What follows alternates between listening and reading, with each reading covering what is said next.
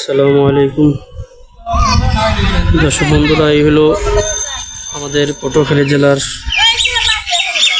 মির্জাগঞ্জ উপজেলায় অবস্থিত হযরত ইয়ারউদ্দিন খলিফা রহমতুল্লাহ আলাইহির মাজার শরীফের বৈঠকখানা।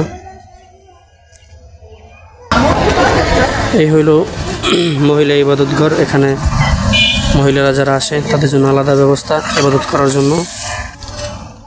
এটা হলো মাঠ, বিশাল একটা মাঠ। এখানে প্রতি বছর বাৎসরিক মাহফিল হয়, 3 দিন ব্যাপী মাহফিল হয় এখানে বাৎসরিক।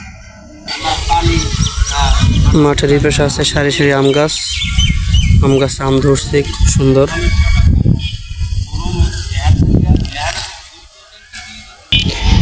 এটা হলো মাহফিলের স্টেজ, এখানে বসেই মাহফিলে আলোচনা করা হয়।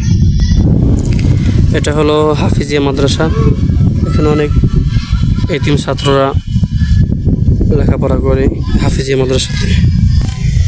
আরও আছে দৃষ্টিনন্দন নারিকেল গাছ, সারি সারি প্রচুর পরিমাণ নারিকেল গাছ, খুবই সুন্দর দৃশ্য। এটা হলো ইয়ারউদ্দিন খলিফা মাজার শরীফের জামে মসজিদ, বিশাল মসজিদ। তো ভিডিওটা যারা দেখতেছেন পটুয়াখালী জেলার ভিতরে যারা আছেন মির্জাগঞ্জের,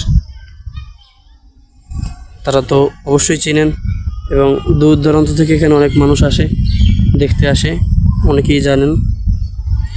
তো কে কে এই জায়গাটা চিনেন, কে কে আসছেন এই জায়গায়, অবশ্যই কমেন্ট করে জানাবেন। এটাও মাদ্রাসার একটি অংশ। মাজারের পশ্চিম পাশেই রয়েছে পায়রা নদীর সাথে সংযুক্ত ঘাটলা। প্রচুর বাতাস নদীতে, বাতাসের শব্দের কারণে হয়তো আমার শব্দ শোনা যাচ্ছে না।